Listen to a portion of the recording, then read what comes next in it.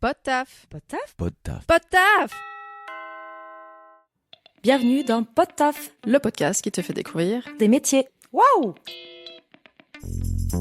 Moi, c'est Laura. Et moi, c'est Sarah, On a passé la trentaine, on a testé pas mal de métiers. sans jamais trouver le bon. Aujourd'hui, on sait toujours pas ce qu'on veut faire. Alors, on est parti explorer les métiers. Pour comprendre ce qu'ils sont vraiment. Et on vous emmène avec nous. C'est parti, Sarah? C'est parti, Laura. T'es prête? Oui. Et justement, on accueille notre nouvel invité du jour. Aujourd'hui, on accueille Dominique Langlais, qui est comédien. Bonjour, Dominique. Bonjour. Bonjour. Alors, Dominique, peux-tu nous parler de ton métier? Qu'est-ce que c'est vraiment d'être comédien? Alors voilà, moi je suis effectivement comédien depuis longtemps et mon métier c'est oui, jouer la comédie, raconter des histoires, interpréter des personnages dans différents cadres, au théâtre, au cinéma, à la télé, dans les hôpitaux. On meurt d'envie de savoir des exemples de films, séries, peut-être célèbres, où on peut te retrouver. En fait, on est curieuse. On se dit, t'as une sacrée carrière derrière toi. Dernièrement là, j'ai joué dans La Venue de l'avenir de Cédric Lapiche. Incroyable. Voilà, c'est un type super. J'ai joué avec Suzanne Lindon. J'ai pas une grande scène, mais j'ai une belle scène. J'ai joué dernièrement dans une série avec Bérénice Bejo qui va sortir sur Alice Guy, qui est la première réalisatrice au monde, qui travaillait avec Léon Gaumont et qui a fait les premiers films pour faire la promotion du matériel cinématographique. Elle a été totalement ostracisée et oubliée par tous ces mecs-là. J'ai fait des séries pour YouTube avec le Golden Moustache ou avec le Studio Bagel. J'ai travaillé pour Groland beaucoup aussi, pour Canal. J'ai fait des publicités pour Optical Center dernièrement, pour Saint-Yor, pour McDo, enfin pour plein de... Ça fait 30 ans, j'en ai fait beaucoup de publicités. Sinon au théâtre, donc je travaille avec une compagnie de théâtre de rue qui s'appelle Haddock, qui est basée à Paris, mais c'est un spectacle qu'on joue pas mal à l'étranger en fait. C'est quoi une journée type pour toi? Une journée type, ce serait, je vais répéter dans des horaires souvent de bureau, 9h-18h, souvent dans un théâtre. Et on est toute la journée à travailler sur les textes, donc on peut travailler sur le corps, sur le mouvement, et on est vraiment complètement dedans. En fait, c'est vrai qu'il y a une coupure pour le déjeuner, mais même les coupures sont pas très longues. Alors, quand tu dis répéter directement dans une salle avec la troupe, imaginons, moi j'imagine surtout les étapes d'avant. C'est-à-dire, on t'a sûrement donné le texte, peut-être encore avant, tu as passé un casting. Quelles sont les toutes premières étapes pour arriver jusqu'au rôle?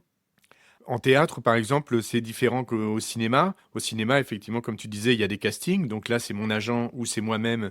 On peut être appelé par des directeurs de casting, par des réalisateurs, ou c'est mon agent qui me dit, ah bah tiens, il y a tel rôle. Et donc, effectivement, on a un texte, on répète la scène, et puis on va passer le casting devant le directeur de casting, ou maintenant, il y en a de plus en plus, et depuis le Covid, depuis cette période-là, on fait beaucoup de self-tape.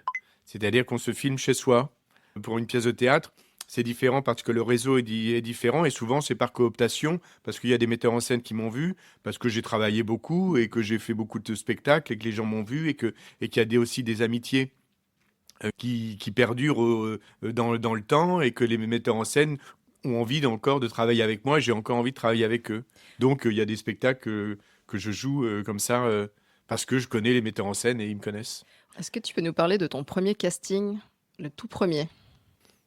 C'était pour la naissance de ma fille qui a 32 ans maintenant. Et c'était pour une publicité pour un magasin suisse qui s'appelle Migros. Et donc, c'était pour faire un personnage qui se baladait dans toute l'Europe. Et c'était super parce que j'ai été pris. Waouh! Et Ton c'est- premier casting, tu l'as eu. Ouais. C'est incroyable. Ouais. Ça t'a Ouais, convaincu ouais. de continuer dans cette voie-là? Tu t'es dit, Voilà, oh, bah, c'est ça ça, me oui. plaît. Parce que Facile. aussi, j'avais la tête du personnage. Enfin, je veux dire, j'étais pile poil dans ce qu'il cherchait. Et du coup, j'ai tourné effectivement à Rome, à Londres, à Zurich, à Paris. C'était super. Et en même temps, à côté de ça, bah, je suis parti le jour de la naissance de Suzanne. En fait, Suzanne est née le matin et je suis parti l'après-midi. Donc c'est ça aussi la vie de comédien. C'est que des fois, il y a des moments où on part parce qu'on travaille et notre travail peut être loin et en déplacement, mais et à côté, on vit peut-être moins des choses familiales. Ouais. Tu peux avoir une opportunité, c'est maintenant qu'il faut la saisir. Demain, tu l'auras peut-être plus. Et est-ce que tu sens ce sentiment d'urgence quand tu as un projet qui est beau et il faut y aller, quoi? Oui, c'est vrai qu'il y a ce sentiment d'urgence, oui, tout à fait, oui. Qu'il y a enfin d'urgence de se dire bah c'est mon métier, j'ai envie de faire ça, c'est pour ça que je suis fait, je pense. Et Et donc, voilà, il y a des avantages et des inconvénients. La vie et l'économie fait en sorte que des fois, on fait des choses qu'on n'a peut-être pas spécialement envie de faire, mais qui permettent de faire à côté d'autres choses. C'est, enfin, Tu comment dire? acceptes quelque chose que tu aimes moins parce que ça t'ouvre des portes ailleurs sur quelque chose que tu Exactement, et aimes. qui te permettent, par exemple, je parlais de publicité. En soi, la publicité, c'est pas quelque chose que j'adore faire, mais c'est une manière de gagner de l'argent pour mon intermittence. Quand j'ai commencé, ça m'a permis de rencontrer aussi des directeurs de casting, et parce que les réalisateurs de publicité sont aussi des réalisateurs de cinéma, de courts-métrages, etc., et qui m'ont permis de rentrer dans le milieu du cinéma ou dans le milieu de la télévision, parce que j'avais aussi des choses à montrer, parce que j'avais des publicités, certes, c'était pour un produit un tel ou un tel, mais les gens me voyaient jouer. Donc j'étais reconnaissable. On pouvait voir ce que ça donnait dans un certain style de personnage. L'argent que j'ai pu gagner pour une publicité me permettait à côté de faire des spectacles, des pièces de théâtre où je n'étais pas payé parce que c'était une jeune compagnie, il n'y avait pas beaucoup de sous, mais que je disais, moi je peux me permettre d'être, oui voilà, 15 jours ou 3 semaines à travailler avec vous parce que j'ai gagné de l'argent à côté. Mmh. D'ailleurs, c'est quelque chose qui s'applique dans différentes carrières. D'ailleurs, parfois, on fait des projets qui nous intéressent moins, mais ça ne veut pas dire que plus tard, ça va pas nous servir et finalement, on apprend toujours quelque chose, d'une expérience, même Tout si à c'est fait. pas celle dont on rêvait. Tu as participé donc dans le film, de Clapiche, La venue de l'avenir. Est-ce que tu peux, un peu pour utiliser ça comme une illustration, de ton travail, en fait, du moment où tu en as entendu parler la première fois au moment où le film est sorti, qu'est-ce qui s'est passé? Comment ça se déroule, en fait, sur Ah ce oui. projet-là, par exemple? En fait, on m'en a parlé 6 mois avant que ça tourne. Moi, j'ai été, contacté par une directrice de casting que je connais et qui m'a dit: «Bah, voilà, j'ai ce rôle-là, le rôle du notaire. J'aimerais bien que tu passes le casting». Donc le casting, c'était peut-être, 15 jours, voire, oui, c'est ça, 3 semaines après, un premier passage, avec juste la directrice de casting et son assistante. J'ai passé un tour. Après, j'ai fait un deuxième tour devant Cédric, Clapiche avec, donc voilà. Et puis moi dans les castings, j'aime bien venir en costume. Enfin, j'y suis pas allé en jean et en chemise, comme aujourd'hui. C'était un notaire au 19e siècle, donc je suis allé avec un costume, avec un gilet un peu serré, une petite cravate, un col cassé, les cheveux avec l'arrêt au milieu, des fausses lunettes, pour me mettre dans le personnage. D'une part pour moi, mais aussi pour mettre tous les atouts de mon côté. Et puis après, j'ai été choisi. Et puis après, il y a le plan de travail, donc c'est-à-dire les dates de tournage. Puis à un moment donné, on dit: ah ben voilà, ça va tourner tel jour, les essayages. Donc j'ai rendez-vous pour faire les essayages costumes. Souvent, c'est dans le nord de Paris, là où il y a des studios, voilà, pas loin de la plaine Saint-Denis, etc. Il y a des grands hangars où il y a plein de costumes, et c'est assez étonnant d'ailleurs de voir toutes les costumières et tous les qui sont là, et tous ces costumes de toutes les époques qui sont là. Donc j'ai essayé mon costume, on a fait des photos, voilà. Arrive le jour du tournage. On est venu me chercher parce que souvent, on veut être sûr que les acteurs soient là parce que c'est tellement millimétré, ça coûte tellement de sous qu'on veut pas se permettre d'avoir une demi-heure ou une heure de retard, etc. Donc on préfère, moi, même petit rôle, venir me chercher à Igny pour aller tourner dans une espèce de château du côté d'Enghien-les-Bains, même si j'ai tourné que l'après-midi et je suis arrivé le matin à 8 heures. Bon, t'as le temps de prendre Donc ton là, café au moins. voilà, c'est ça, café et puis costume. Et puis pour être prêt, en fait, dès qu'il y a besoin de moi, que je sois prêt. Donc costume, maquillage, coiffure. Je répète mon texte avec la comédienne à un moment donné, et puis on attend. C'est vrai que c'est Louis Jouvet, enfin voilà la petite anecdote, comme on disait, Louis Jouvet, on lui demandait, Louis Jouvet, c'est déjà un gars qui est mort depuis un moment, mais bon bref. Mais qu'est-ce qu'il faut pour faire du cinéma? Il disait un bon livre parce qu'on attend beaucoup. Mais il est vrai qu'on attend beaucoup. Parce que on peut attendre beaucoup, parce qu'il y a il y a des changements de plans, il y a des changements de matériel, de caméra, il y a des changements de décor, etc. Donc nous, la scène, on tourne. Ceux qui sont les plus occupés sont les techniciens qui eux n'arrêtent pas, etc. Nous, les acteurs, on peut être un peu à attendre des fois en loge parce que ça tourne à un autre endroit avec d'autres acteurs, mais on est quand même là, etc. Donc voilà, donc on attend, et puis à un moment donné, on dit ah ça y est. Et quand on dit c'est à toi, il faut être prêt. Il faut que tu plonges dans le personnage maintenant. Voilà, mais j'y suis plongé avant, en fait. Depuis 8 heures, il est C'est plongé là. Exactement. Une fois que je suis dans le costume, je me concentre et je reste concentré. Et c'est parce que j'ai un peu le trac aussi. Je joue avec devant Clapiche. avec Suzanne Lindon et que c'est des choses importantes pour moi parce que même si je suis comédien, ça n'empêche que ce sont des gens waouh qu'on voit au cinéma et qui sont des grands réalisateurs et qu'on a envie de faire une bonne impression et de bien travailler et de faire bien notre job. Et puis voilà, on fait une mise en place, la caméra, on fait des essais, on fait ce qu'on appelle une mécanique. Donc c'est-à-dire qu'on va faire tous les gestes que je fais sans les tourner pour dire bon ben voilà, tu arrives ici, tu prends à un moment donné, dans la scène, je note sur un papier une adresse, donc tu prends comment dire, la plume ici, le papier il est là, dis ok, d'accord, donc et au cinéma ce qui est étonnant c'est que tout est, comment dire, la table était surélevée parce parce qu'on la voyait pas assez, donc elle était sur des parpaings ou je sais plus quoi. On avait tout mis, enfin voilà, c'est étonnant parce que quand on voit un plateau de tournage, on se dit que ça rend ça à l'image, alors que tout est des fois faux et tout est des fois de travers parce qu'il faut qu'on le voit. Il y a les lumières, etc. Bref, on met tout en place, on reste là et puis on dit bon bah voilà, et puis on la tourne. Et puis enfin, on fait une répétition. Et puis on dit, ah bah attention, on va tourner. Et puis là, on tourne et donc il faut être en même temps détendu, en même temps très concentré. Et puis on la refait s'il y a besoin. Et du coup, tu termines ta scène. Voilà, Adrénaline, wouhou! Et voilà, on ensuite, termine la scène et puis tout le monde applaudit et tout ça. oh, petit Oh. chat, Et oui, trop parce mignon. que souvent c'est ça sur les plateaux. Oh. Et c'était la dernière scène, le dernier jour de Dominique et on s'applaudit tous parce que enfin, c'est un travail d'équipe, c'est vraiment un travail d'équipe. Hmm.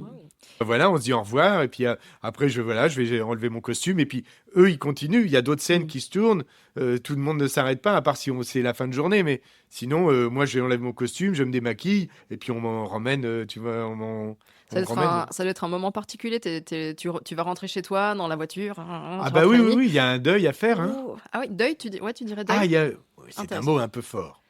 Mais Enfin, tu sais que tu vas pas le revivre, ce moment. voilà, il y a un peu un deuil. Oui, c'est un mot un peu fort, mais qui sont des trucs comme ça, on dit, bon bah voilà, c'est fait.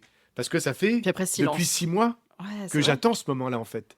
Tu as parlé de ton agent ou agence. Hmm. Comment ça marche concrètement? Quel intérêt à avoir une agence? Comment tu démarches une agence? Est-ce que c'est l'agence qui te démarche d'ailleurs? Et qu'est-ce qu'ils font pour toi? Par exemple, quand je fais de la publicité, c'est des agences qui sont dédiées au métier de mannequin. Voilà, quand je fais de la publicité, je suis plutôt considéré comme un mannequin comédien. Et pour l'ego, c'est pas mal. C'est clair. Là, et ce sont des agences qui sont dédiées vraiment ils font que de la publicité. Et là, en fait, on peut y aller. Il y a plusieurs agences sur Paris, c'est là où elles sont en plus grand nombre. Et il suffit de les contacter et de savoir s'ils recherchent du monde. Ils cherchent toujours pas mal de monde, en fin de compte, parce que il y a des publicités pour beaucoup de choses et sur plein de supports différents, ce qui fait qu'ils ont toujours besoin de nouvelles personnes, de nouvelles têtes, etc. Après, tout ce qui est agent artistique, donc tout ce qui est cinéma, télévision, c'est plus compliqué dans le sens où il faut déjà avoir fait quelque chose, même si c'est amateur, ou se faire sa propre bande démo. Alors après, je pourrais revenir sur le terme, ce qu'est une bande démo. C'est un petit film de 2 minutes, 2 minutes 50, qui reprend un peu tout ce qu'on a pu faire, etc. Une espèce de bande-annonce de nous en tant que comédiens. Mais donc, pour démarcher les agents artistiques, soit on sort d'une école et les agents vont dans les écoles pour trouver des jeunes comédiens, ça ils le font. Ils vont au théâtre pour voir des spectacles dont ils ont entendu parler. Et on peut effectivement toujours essayer de leur envoyer quelques infos ou demander s'ils prennent des gens, etc. Ce sont des démarches vraiment personnelles et qui sont des fois compliquées parce qu'on a plus de non que de oui, ça c'est sûr. Mais des fois, il peut y avoir un oui, et puis il faut toujours tenter le coup. Et comment t'as fait, toi?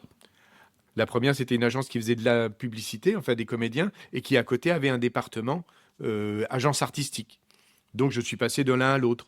Et puis mon deuxième agent, l'agence avec qui je suis, c'est parce qu'on s'est rencontrés sur des avant-premières de films.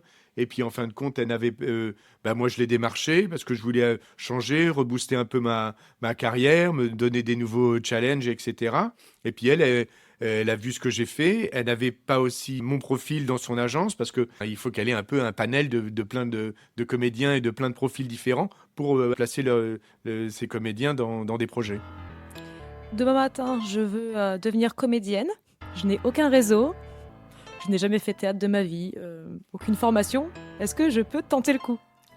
Tu peux tenter le coup, bien évidemment. Sur un malentendu. Voilà, c'est Peut-être, ça, on ne sait une jamais. petite photo perdue. Non, mais parce qu'il y a aussi, alors l'époque veut ça aussi, qu'il y a beaucoup de casting sauvage, et on le voit d'ailleurs là maintenant.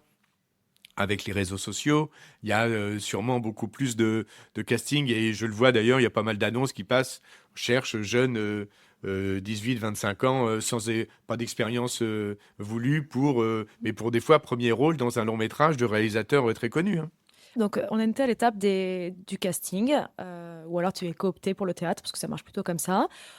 Tu es sélectionné et là, on te donne un texte que tu apprends déjà peut-être un peu chez toi et ensuite tu dois être sur place avec la troupe pour s'entraîner. Il y a plusieurs rencontres avant d'arriver vraiment sur le plateau et de commencer à répéter. Il y a plusieurs rencontres avec le metteur en scène pour parler du personnage. On est plusieurs, on fait des lectures à table, des rencontres avec le décorateur, avec le scénographe, avec la costumière ou le costumier, pour que tout le monde avance en même temps sur que moi, en tant qu'acteur, je m'imprègne du texte, je m'imprègne peut-être de bouts de costume, et puis qu'après on va abandonner, qu'on en prendra d'autres, qui auront été choisis, parce qu'en fin de compte, on va s'apercevoir que, ah ben non, en fait, ça va pas. Donc petit à petit, et puis à un moment donné, effectivement, on se retrouve sur le plateau, et on travaille le texte, en même temps qu'on travaille le corps. J'ai fait une école de théâtre à Paris qui s'appelle l'école Jacques Lecoq, qui est une école de théâtre basée sur le mouvement, sur le corps. Moi, j'apprends un texte, mais je ne l'apprends pas. Je peux l'apprendre par certaines parties de façon comme une leçon, hein, ou comme on peut apprendre des fois à l'école. Mais je ne le saurai vraiment que quand je le jouerai sur le plateau. On demandait quelle est ta journée type, mais en fait, toi, on parle peut-être d'une année type. Oui, Finalement, c'est sur le long terme, c'est des périodes de pause, des périodes voilà, c'est ça. de production, des périodes de répétition. De Enfin, je ne sais pas voilà. comment ça marche, tu parlais d'intermittence, mais ce nom intermittent, ce n'est pas pour rien, j'imagine. Oui, c'est comme tu dis, c'est plus une année type. Là, janvier, février, j'ai travaillé surtout à l'hôpital. Et puis là, à mars, avril, ça va être surtout du théâtre. Je fais des lectures sur un nouveau projet, un spectacle musical. Je répète à Dunkerque sur un autre projet. Et je suis aussi sur un autre projet encore de théâtre pour la saison prochaine. J'ai une question sur l'ego, parce que du coup, on parle de comédie, de succès, peut-être d'échec. Enfin, j'imagine que tu as des extrêmes d'émotions, hein, en mode: «Oh, c'est bon, j'ai un projet de fou avec peut-être des réalisateurs que tu admires», et donc ben, l'ego est, est là, quoi. Mais parfois, peut-être tu vas échouer sur un truc que tu étais sûr de l'avoir. Enfin bref, j'imagine un peu montagne russe, je sais pas si c'est vrai. Oui, oui. Comment tu te préserves pour ta santé mentale, ta santé mentale, Non, c'est Monté Santal. ta Très santé bien. Peut-être mentale. l'avenir dans la carrière de comédienne. Clairement, La lecture était nickel. clairement, Au niveau de clairement. l'addiction, oui, c'est ça. C'est ça. Oh là, Mais à quoi que c'est Alors là, peut-être. il y a peut-être quelque chose, hein. Exactement, mais tu sais, c'est peut-être un texte effectivement un petit C'est peu ça. absurde. Et Ouais, donc, ça peut exactement. marcher. Je voulais générer de l'émotion. Avec le temps, on arrive à être plus zen, même si des fois je suis pas très zen. Je pense que c'est ça, faut être positif et se dire que si on n'a pas été pris, il y a sans doute une bonne raison et peut-être que c'est pas au niveau personnel, parce que dans ce métier-là, en fait, c'est pas moi en tant que Dominique Langlais. Parce que je ne corresponds pas en fait au personnage. Si jamais effectivement les gens nous disent mais non, je ne te prends pas parce que tu es infect, parce que on ne peut plus Là, bosser c'est toi. avec Là, c'est toi. le problème de Dominique Langlais. Là, c'est le problème de Dominique Langlais. Je pense qu'il faut être très bien entouré aussi. Je remercie ma femme pour ça parce comment dire, Nathalie est très positive. quand est-ce que tu as su que tu deviendrais comédien? Très tôt, en quatrième. J'aimais beaucoup l'école, hein, mais j'étais pas super. J'étais pas mauvais non plus, mais je crois que je rêvais d'ailleurs, je voulais faire autre chose et tout ça, donc j'ai peut-être pas eu les bons résultats, mais plus par des fois fainéantise. Et puis voilà, en quatrième, avec la prof de français qui nous faisait lire des pièces de théâtre. Et c'était le bourgeois gentilhomme de Molière. La classe riait, et moi je me suis senti très à l'aise. Je me suis dit, c'est là où je veux être en fait. Comment elle s'appelait ta prof de français de Madame quatrième? Vuagnoux. Et c'était à Caen, en fait, c'était à Douve-la-Délivrande. Je suis de Normandie. C'était une découverte finalement dans la classe? C'était le hasard? Oui, voilà, c'est ça. Je voulais arrêter l'école et mes parents m'ont dit non, non, non, tu vas jusqu'au baccalauréat. Et tu as fait quand même un bac général. Voilà, c'est ça, un bac général, oui. Ta famille, quelle était leur réaction? Est-ce que tu as dû les rassurer ou ils se sont dit vas-y mon garçon? Mon grand-père était couvreur, était dans le bâtiment, dans le pays d'Auge, du côté de Lisieux, etc. Et mon père aurait voulu faire sans doute autre chose, mais son père lui a dit non, non, tu vas faire du bâtiment, etc. Et donc le fait que et que ma maman aussi n'a pas pu faire les études qu'elle voulait pour des raisons familiales, des choses comme ça. Donc, ils étaient tous les deux à se dire, bah, si nos enfants peuvent faire ce qu'ils veulent, ce serait vraiment formidable. Donc, comme moi, j'ai voulu faire comédien, ils m'ont dit, OK, mais passe ton bac d'abord et puis après, tu verras. Donc voilà, ils ont été assez... Et je les remercie encore tout le temps parce que ils m'ont pas dit non. Et donc, tu as passé ton bac et après? Et après, après mon bac, j'ai fait le conservatoire de Rouen pendant 2 ans. Après, j'ai fait mon service militaire. Et puis après, j'ai commencé à travailler à Rouen avec des compagnies de gens que j'avais rencontrés au conservatoire. J'ai eu mon intermittence et j'ai fait cette école de théâtre après à Paris qui s'appelle l'école Jacques Lecoq pendant 2 ans. Et puis après, les écoles, c'est un réseau aussi. Voilà, comme toutes les écoles, comme dans tous les métiers. Comment tu décrirais l'expérience de te voir au grand écran? Ah, c'est assez, oui, c'est assez étonnant en fait. C'est pas. Alors tous les comédiens le disent. C'est des fois, c'est peut-être pas très agréable. Hein. Comment dire, on se dit pas, oh la vache, qu'est-ce que je joue bien, c'est vraiment super. Oh, ce costume, ça me va bien la moustache. Hein. Waouh! Quel profil de Voilà, dingue! c'est ça. On n'est pas trop là-dedans parce qu'on voit toujours ce qui va pas. La première fois que tu t'es vu au cinéma, est-ce que ça te faisait bizarre de voir ton visage C'est ça fait bizarre parce que c'est nous, mais c'est en même temps pas nous parce qu'on joue un personnage et puis c'est très proche, tu vois. Des fois, on est, comment dire, ça peut être des gros plans et tout ça. On rentre vraiment à l'intérieur de nous-mêmes. Voilà, c'est pour ça qu'il faut être assez humble. Et puis, on est totalement au service de la technique du cinéma, puisque après, le réalisateur, il va prendre, tiens, telle scène et pas telle scène, mais à la finale, ce que ça va donner au cinéma, je sais pas trop. Donc, on est totalement dépendant comment dire, du réalisateur, du montage, etc. Au théâtre, là, on peut plus maîtriser, même si on a travaillé avec un metteur en scène, etc. Mais sur le plateau, si j'ai envie de faire un autre geste, le metteur en scène, là, après, il va me dire, bah non, mais c'est pas ça qu'on avait dit, c'est nul, ou c'est bien, ou c'est bonne idée. Mais quelque part, j'ai encore mon libre choix. On parle de ton métier, on dit tu es comédien, mais est-ce que tu joues seulement la comédie? J'imagine que tu joues aussi des drames. Est-ce que tu as eu l'occasion dans ta carrière de faire autre chose que de la comédie? Oui, je fais aussi des choses qui sont plus sensibles, qui sont des drames, des choses difficiles, et que le personnage est aussi fort. En tout cas, moi, j'essaye, et je pense d'ailleurs que le fait de pouvoir faire rire, on est plus armé aussi pour faire pleurer, en fait. Moi, j'ai une question un petit peu plus drôle. Quel a été le moment peut-être le plus improbable ou une grosse bourde que tu aurais fait sur un tournage? Bon, c'est un truc, mais parce que ça, on en parle aussi beaucoup, c'est une scène de nudité. Par exemple, j'étais un personnage et je devais danser du quasi nu sur un lit, enfin voilà, et devant une comédienne qui était là, et donc et c'était improbable. Et j'avais jamais fait ça, et je l'ai pas refait depuis. Donc c'est pas que je veux pas spécialement, mais Appel c'est à pas candidature. voilà, c'est ça.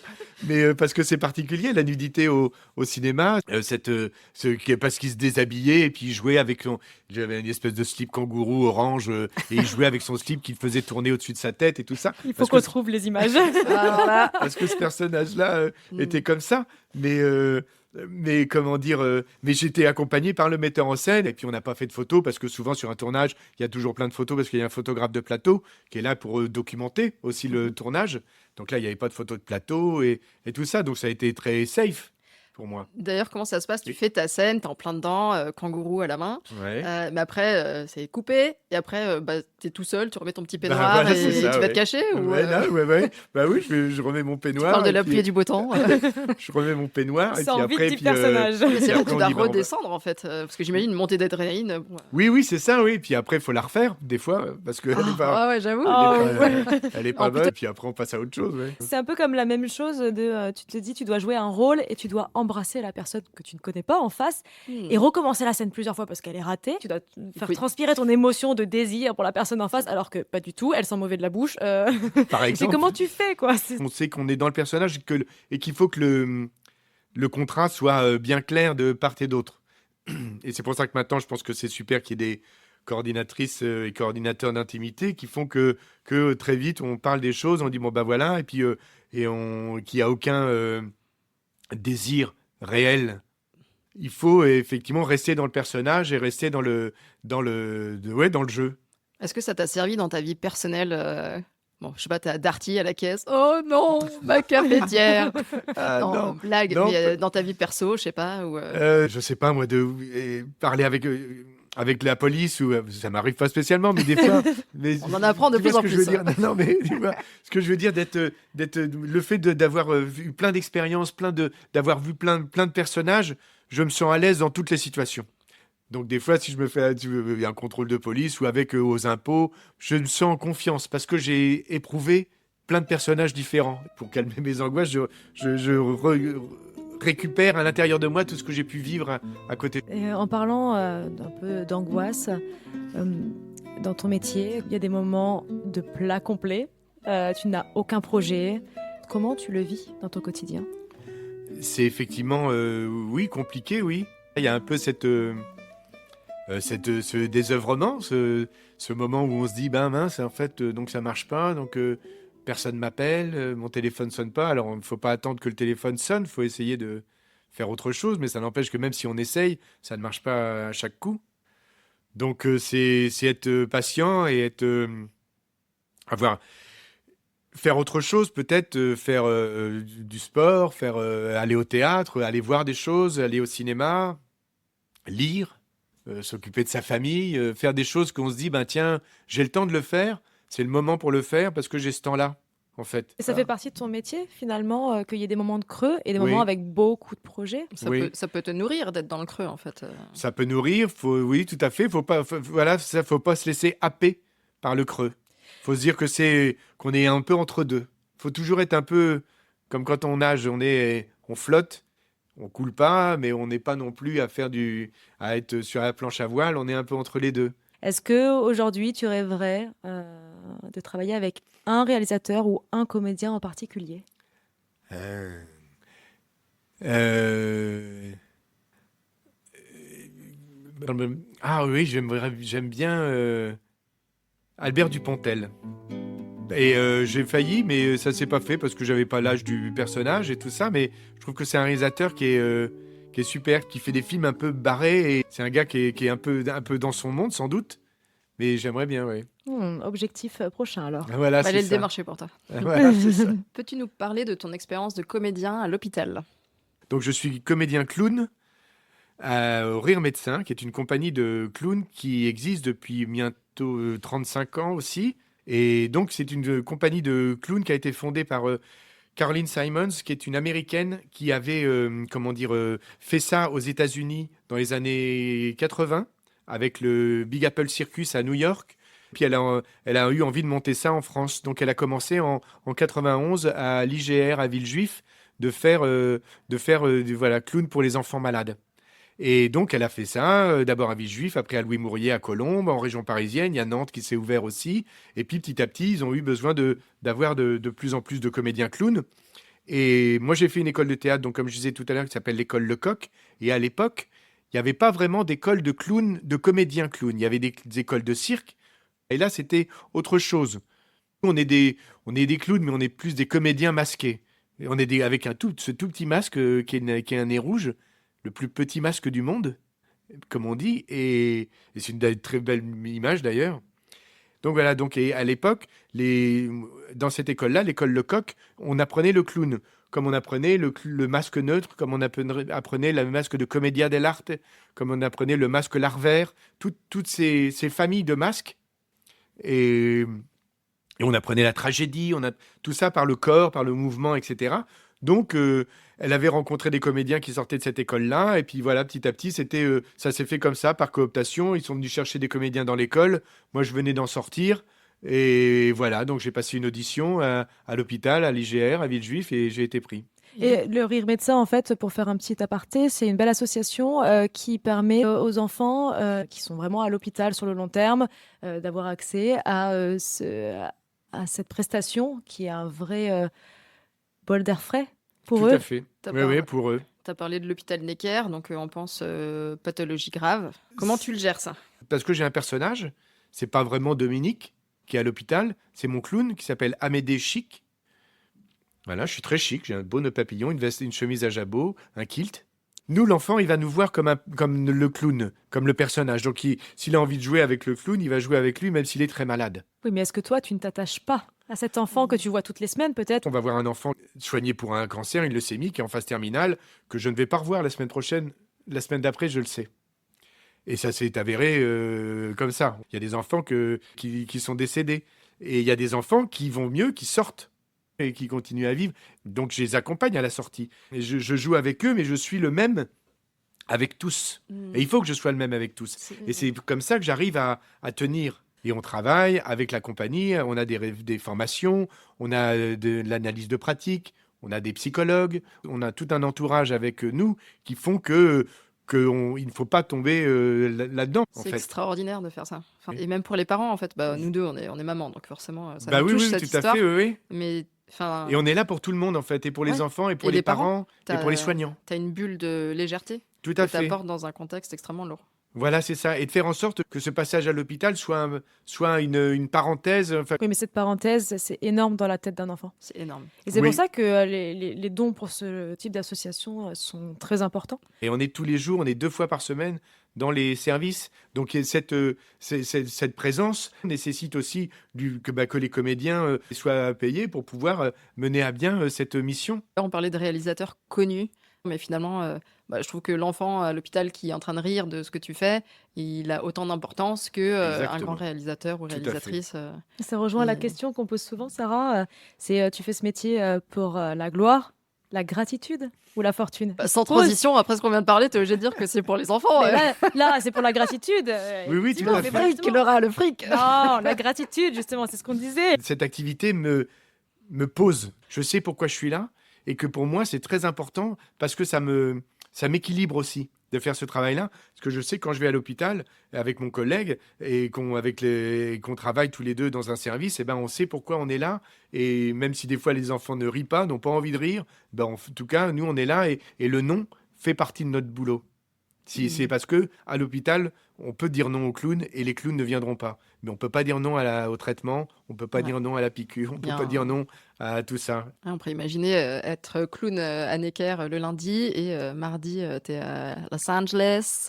Dominique Langlais, tu fais le français méchant avec Brad Pitt. Peut-être. Non, mais ça m'est arrivé, effectivement. Oui, oui, tout à fait. Mais oui, oui. De travailler à l'hôpital et puis voilà, c'est le lendemain d'être avec Benjamin Laverne dans Les Misérables, qui va sortir bientôt. Ouais. Est-ce que tu as travaillé avec un ou une réalisatrice dans le passé qui n'était pas forcément connue et qui a cartonné après?